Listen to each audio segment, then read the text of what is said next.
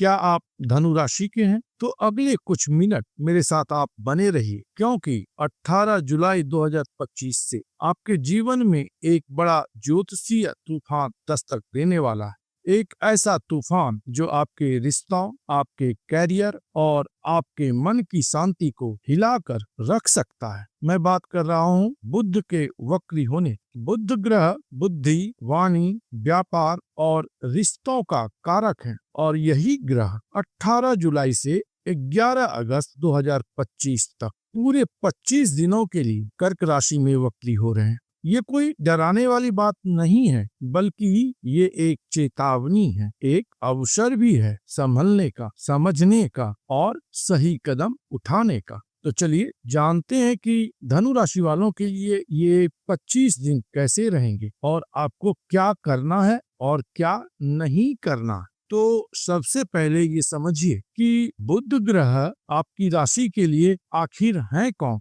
तो धनु राशि के लिए बुध दो सबसे महत्वपूर्ण भावों के स्वामी ग्रह हैं। पहला भाव है 7वां भाव। यह भाव है आपके विवाह का, जीवन साथी का, बिजनेस का, बिजनेस पार्टनरशिप का या व्यापारिक सौदों का और समाज में आपकी छवि का। और दूसरा महत्वपूर्ण भाव जो बुध के स्वामित्व में है वह है 10वां भाव। यह भाव है आपके कर्म का, आपके कैरियर का, आपकी नौकरी का, समाज में आपके मान सम्मान और आपके बॉस या पिता के साथ जो आपका संबंध है उसको यह 10वां भाव इंडिकेट करता है। तो अब सोचिए, जब इन दो महत्वपूर्ण क्षेत्रों का स्वामी ग्रह वक्री यानी उल्टी चाल चलने लगे, जाहिर है उथल पुथल तो मचेगी। और ये वक्री हो कहाँ रहे हैं? तो आपके 8वें भाव। ज्योतिष में 8वां भाव अचानक होने वाली घटनाओं, रहस्यों, रुकावटों, अपमान, गहरे शोध और परिवर्तन या ट्रांसफॉर्मेशन का भाव माना जाता है। तो समीकरण तो साफ है कि कैरियर और रिश्तों का मालिक अचानक आने वाली मुसीबतों के घर में जाकर उल्टी चाल चलेंगे। तो प्रश्न उठता है कि इन 25 दिनों में क्या क्या हो सकता है। तो चलिए इसको समझते हैं। इस समय में रिश्तों में गलतफहमियों का बवंडर हो सकता है। जीवन साथी या बिजनेस पार्टनर के साथ पुरानी दबी हुई बातें फिर से उभर सकती हैं। आप कहना चाहेंगे कुछ और सामने वाला समझेगा कुछ। एक छोटी सी बात राई का पहाड़ बन सकती है। इस समय में शादी की बात चल रही है तो उसमें रुकावट आ सकती है या कोई ऐसी बात सामने आ सकती है जिससे रिश्ता टूट जाए। तो यहाँ पर आपको याद रखने की बात है कि शब्दों के तर्कश से जब वाण गलत निकल जाते हैं तो बनता हुआ रिश्ता भी पल में बिखर जाते हैं। इसके अलावा किसी भी कानूनी समझौते या कॉन्ट्रैक्ट पर साइन करने से पहले 100 बार, हाँ याद रखिएगा, 100 बार सोचना है, क्योंकि धोखा होने की प्रबल संभावना है। इस समय में इस आशंका को कदापि नकारा नहीं जा सकता है। किसी भी डॉक्यूमेंट पर आपको साइन सोच समझ करके करना है। दूसरा जो महत्वपूर्ण एस्पेक्ट है वह है कैरियर का। तो कैरियर में अचानक ब्रेक इस समय में लग सकता है। ऑफिस में आपके बॉस या सहकर्मियों के साथ कम्युनिकेशन गैप हो सकता है। कोई महत्वपूर्ण ईमेल या मैसेज गलत व्यक्ति तक पहुंच सकता है। चलता हुआ कामकाज प्रोजेक्ट अचानक रुक सकता है या उसमें बेवजह देरी हो सकती है। इतना ही नहीं, आपके पीठ पीछे कोई साजिश हो सकती है जिससे आपकी प्रतिष्ठा पर आंच आ सकती है। नौकरी बदलने का ख्याल मन में जरूर आएगा इस समय में, लेकिन ये समय जो है वह नए अवसरों के लिए नहीं है, बल्कि जहां है वहीं टिके रहने का है। इसलिए अभी आप चेंज के लिए मत प्रयास कीजिए, कुछ दिन रुक जाइए, उसके बाद इस तरफ अग्रसर होंगे तो देखा जाएगा कि उस समय क्या ग्रह की स्थिति रहती है। तीसरा जो महत्वपूर्ण बात है वह है वाणी और धन के भाव पर वक्री बुध की दृष्टि। 8वें घर से वक्री बुध कहाँ पर दृष्टि डालेंगे? तो सीधे आपके दूसरे घर पर डाल, जो कि आपकी वाणी का है, आपके परिवार का है, आपके संचित धन का है, आपके लर्निंग का है, आपके ऑब्जर्वेशन का है। और जब वक्री बुध की दृष्टि होगी तो कहीं न कहीं गलती हो सकती है या गलती का करेक्शन करने का आपको अपॉर्चुनिटी मिल सकता है इन फ्रंट्स पर।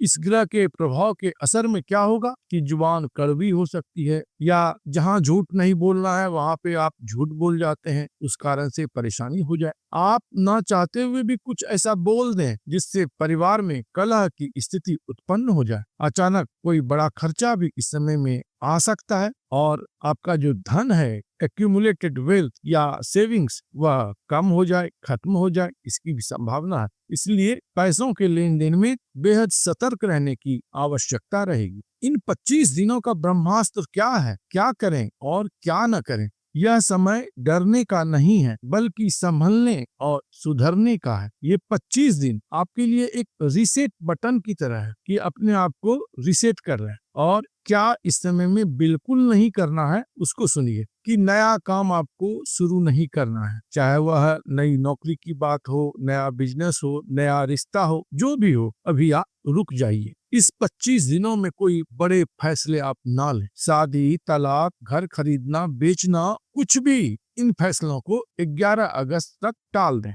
और इस समय खंड में किसी बहस में आप ना पड़ें, किसी भी मुद्दे पर बहस से बचें। अगर कोई आपको उकसाए तो चुप रहना ही समझदारी है। मौन सबसे बड़ा जवाब होगा इस समय। कोई भी डॉक्यूमेंट, कॉन्ट्रैक्ट या एग्रीमेंट या डील हो तो उसको अभी आप साइन करने से बचें। अगर साइन करना ही है तो उसको गौर से पढ़िए, समझिए, तब आगे बढ़िए। इलेक्ट्रॉनिक सामान इस समय में आपको नहीं खरीदना चाहिए, चाहे वह मोबाइल हो, लैपटॉप हो। आप इसका डेटा का बैकअप रखिए, खरीदिए अभी कुछ नहीं। गाड़ी खरीदने के लिए भी यह अच्छा समय नहीं है। लेकिन किन बातों के लिए ये अच्छा समय है, आपको इस समय में क्या करना चाहिए, तो उसको भी जानिए कि पुराने काम जो है उसको इस समय में आप निपटाइए। जो अधूरे काम है उसको कंप्लीट करने का यह सर्वश्रेष्ठ समय है। इस समय में रिव्यू और रीइवेल्युएट करें। किसको? तो अपने रिश्ते को, करियर को, फ्यूचर प्लानिंग को, इन सब को परखें कि कहां पर आप चूक रहे हैं, क्या आपसे गलती हो रही है, उसको कैसे सुधारा जा सकता है। इस पर आप विचार करें और एक्शन करें।